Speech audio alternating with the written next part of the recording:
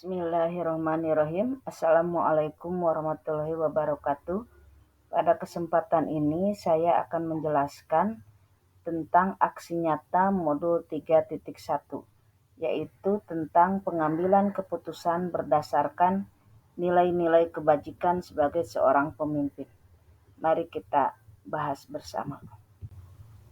Topik bahasan kita adalah pertama rangkuman, hari ini pertama adalah kesimpulan, kedua yang ketiga refleksi, ketiganya refleksi, dan keempatnya aksi praktik dari pembahasan kita adalah pertama rangkuman sebagai seorang yang kedua kesimpulan. Nah, pertama-tama saya akan merangkum apa yang saya pahami dari modul ini. Nah, ini ada dua kutipan yang sangat menarik dan saya garis bawahi.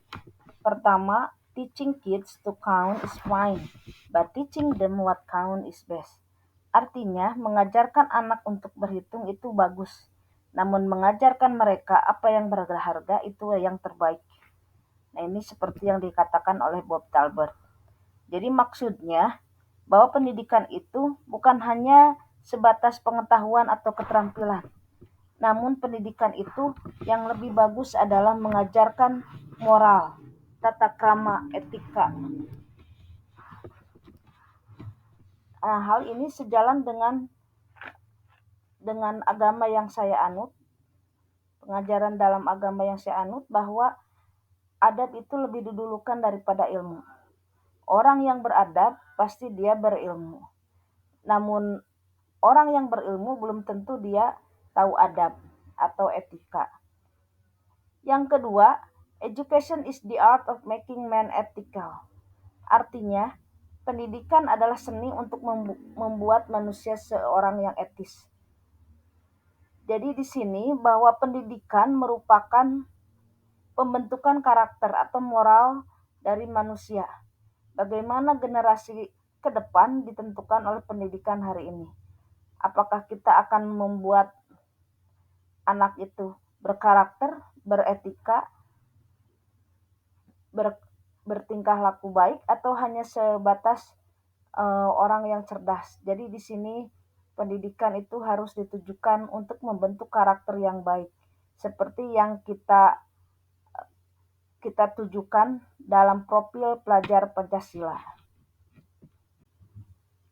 Dua kutipan tersebut sejalan dengan pemikiran Ki Hajar Dewantara yang mengatakan bahwa pendidikan adalah pembudayaan buah budi manusia yang beradab dan buah perjuangan manusia terhadap dua kekuatan yang selalu mengelilingi hidup manusia, yaitu kodrat alam dan kodrat zaman atau masyarakat. Kemudian Ki Hajar Dewantara menekankan bahwa pendidikan itu harus holistik, seperti yang dia sebutkan, ada olahraga, harus ada olah rasa, olah cipta atau karsa. Jadi secara terpadu, bukan hanya jiwanya, hanya raganya, tapi pikirnya juga dan tindak tanduknya. Proses pengambilan keputusan yang dilakukan seorang pemimpin harus dapat memberikan contoh atau teladan bagi yang dipimpinnya. Seperti yang disebutkan dalam Triloka ing ngarsa sung tulodo. Kemudian di tengah hasil keputusan harus mampu membangkitkan semangat untuk terus melakukan inovasi dalam melakukan pengambilan keputusan yang berpihak pada murid. Nah, di sini ya, ingmadyo mangun karso. Dan seorang pemimpin harus terus memberikan motivasi atau bimbingan saat melakukan proses pengambilan keputusan. Atau sejalan dengan tuturi handayani, di belakang memberi dorongan atau bimbingan agar diperoleh hasil sesuai dengan yang diharapkan.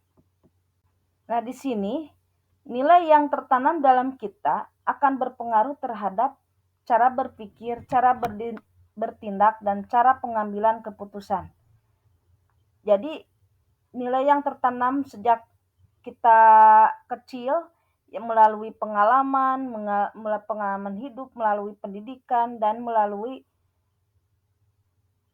hubungan dengan sesama manusia. Jadi itu sangat berpengaruh terhadap cara kita berpikir dan bertindak. Untuk proses pengambilan keputusan, disarankan untuk mengikuti 9 langkah pengujian dan pengambilan keputusan dengan 3 prinsip dan 4 paradigma. Nah, keterampilan coaching itu merupakan sangat penting dalam membuat keputusan yang bertanggung jawab.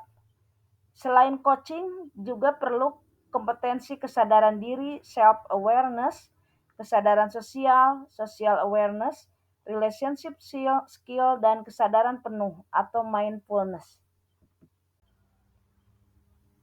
Yang kedua adalah kesimpulan.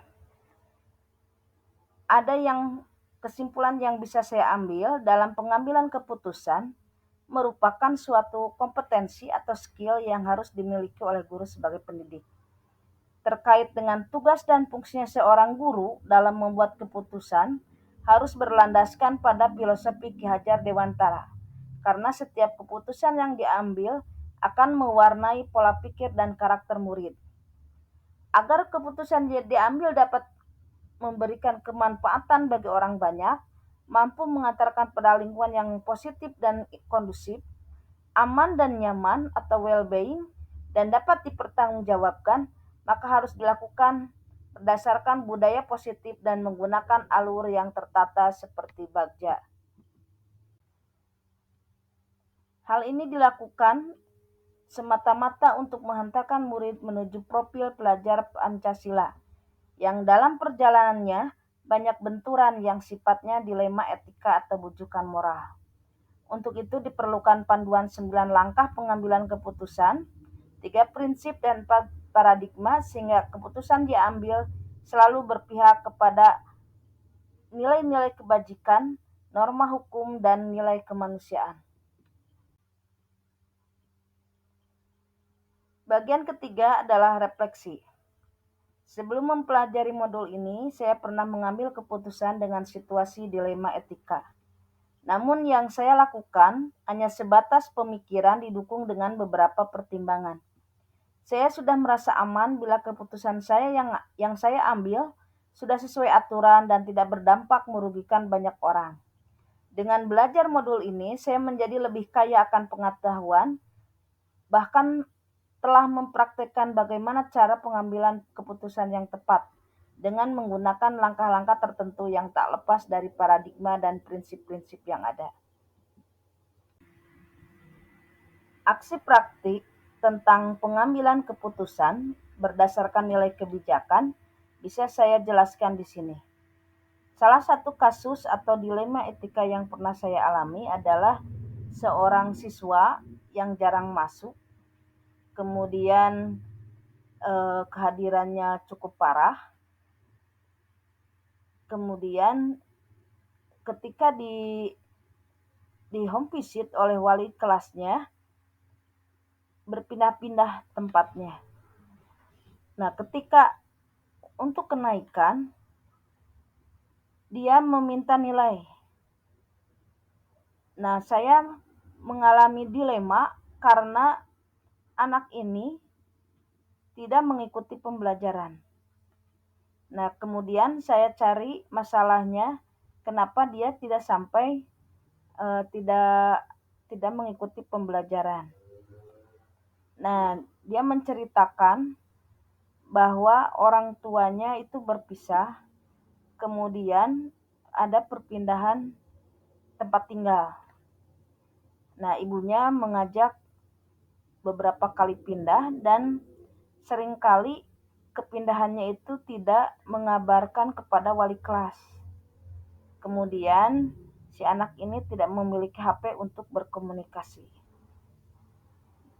Jadi saya mengalami dilema, kalau misalnya anak ini tidak diberi nilai, dia tidak mungkin dinaikkan. Sedangkan jika diberi nilai, ada rasa ketidakadilan untuk anak-anak yang rajin ke sekolah. Jadi di sini ada dilema kemanusiaan dan rasa kasihan. Paradigma yang timbul yang saya sebutkan tadi adalah rasa kemanusiaan PS rasa kasihan. Jika tidak diberi nilai, dia nilainya kosong di rapotnya. Dan itu sangat membuat dia takutnya down ya. Atau misalnya dia tidak naik. Sedangkan jika diberi nilai, yang lain mungkin iri ya. Karena yang lain itu untuk mendapatkan nilai perlu usaha, sedangkan dia tidak. Nah, prinsip yang saya gunakan di sini adalah care based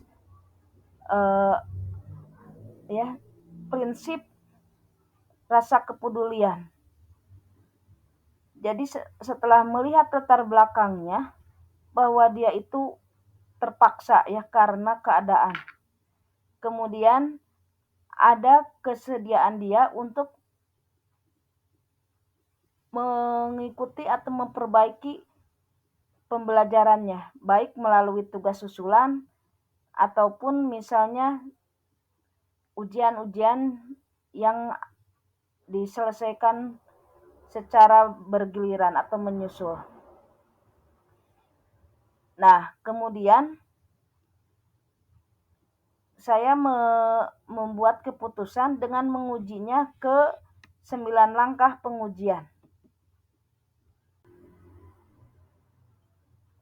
Nah, dari 9 langkah pengujian keputusan ini, pertama, mengenali nilai yang sering bertentangan. Jadi nilai yang bertentangan di satu sisi itu rasa keadilan, yang PS rasa kasihan. Kemudian siapa saja yang terlibat, di sini adalah siswa, guru, orang tua ya. Dan ketiga, mengumpulkan fakta-fakta yang relevan. Jadi setelah diadakan komunikasi, jadi anak ini tidak sekolah karena faktor keluarga ya. Jadi ada masalah di keluarga, berpindah-pindah kontrakan dan dia tidak memiliki HP. Jadi akhirnya dia kurang komunikasi ke sekolah. Nah, kemudian ada pengujian benar atau yang salah, yang di dalamnya ada uji legal. Di sini tidak ada hukum yang dilanggar. Uji regulasi sama, uji intuisi juga sama. Jadi tidak ada yang dilanggar. Untuk uji publik di sini tidak di-share secara publik ke sosial media. Dan uji keputusan idola atau panutan. Jika misalnya yang saya idolakan pasti akan melakukan hal yang sama. Kemudian pengujian paradigma benar lawan benar. Jadi jika dinaikkan, dia mendapat kesempatan untuk bisa belajar lebih baik lagi. Sedangkan jika dia diberi nilai dengan yang sama dengan yang lain, ada rasa kemanusiaan atau rasa ketidakadilan untuk anak yang lain yang rajin belajar. Kemudian untuk prinsip pengambilan keputusan ini berprinsip pada nilai kemanusiaan, nilai kepedulian, dan bagaimana efeknya dia di jangka panjangnya ya. Jika misalnya dia tidak mendapat nilai ya. Kemudian ada opsi trilema. Trilema di sini jadi ada tambahan dilema ketika dia tidak diberi nilai, dia bisa putus sekolah atau keluar dari sekolah.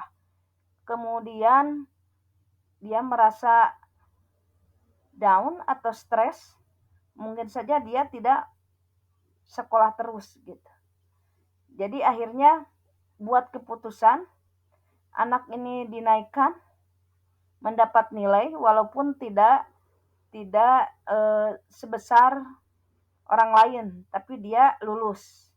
Namun ada perjanjian yang harus dia buat, yaitu memperbaikinya di semester berikutnya, kemudian diusahakan tidak ada lagi bolong-bolong masuk sekolah.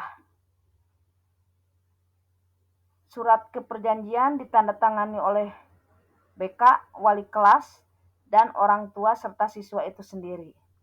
Kemudian ada itikat baik dari anak tersebut untuk memperbaiki diri. Nah, langkah yang ke-9 adalah meninjau kembali keputusan dan merefleksikan. Setelah ditinjau baik buruknya, kemudian efek-efeknya, bagaimana konsekuensi ke depan. Jadi itulah menurut saya adalah keputusan yang terbaik. Dan sudah saya refleksikan, kalau misalnya akibat yang akan ditimbulkannya berakibat fatal jika dia tidak dinaikkan, maka keputusannya dia naik dengan syarat. Mungkin itu saja yang bisa saya sampaikan. Banyak kasus yang lain, namun saya hanya salah satu saja. Terima kasih atas perhatiannya. Salam guru penggerak, tergerak, bergerak, dan menggerakkan.